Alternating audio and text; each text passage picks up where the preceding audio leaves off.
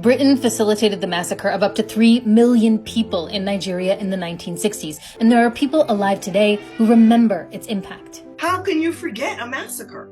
How can you be alive during the time of a bloody genocide, survive it, and forget?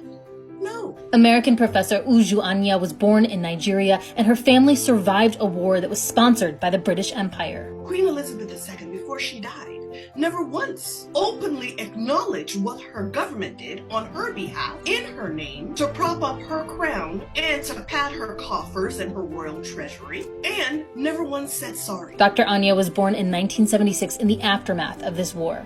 So what I saw was kind of the bombed out buildings and the reconstruction projects, and of course the conversations around the dinner table. My mom was pregnant during this war and running from village to village to escape the massacre. Like so many conflicts, the roots of this war can be traced back to colonial rule. In 1914, the British Empire forcibly merged 400 different ethnic groups and tribes to create its largest colony at the time, Nigeria. Take a look at this news report during the Queen's royal tour in the 1950s. These and many others marched slowly past the royal pavilion in salute to the Queen. Never before had such a magnificently comprehensive tribute been witnessed in Nigeria.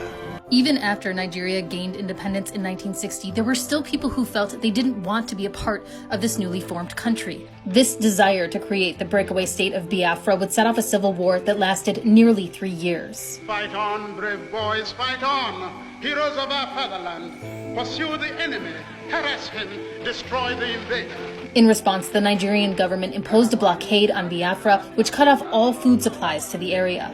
In living rooms across the world, people watched news clips of children with bloated bellies and sunken eyes. 3 million civilians were massacred, and they were done so using guns and bombs and supplies provided by the British government, at which Queen Elizabeth II was head. You see, Britain had a stake in this. It backed the Nigerian government because it wanted to protect the oil investments that happened to be in Biafra's territory.